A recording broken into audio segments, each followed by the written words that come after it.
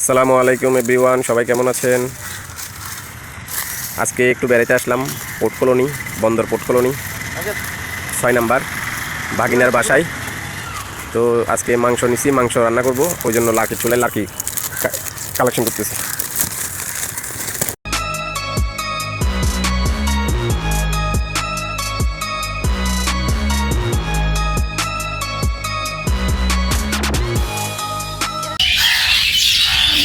বন্ধুরা দেখেন, লাকি টোকানোর পরে এখন রান্না করতেছি, আপনাদেরকে একটু দেখাই।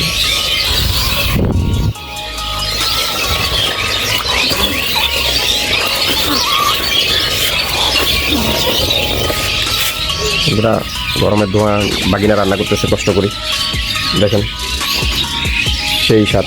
খাওয়ার পরে আপনাদেরকে বলবো কেমন হচ্ছে, খাওয়ার সময় ভিডিও দিব।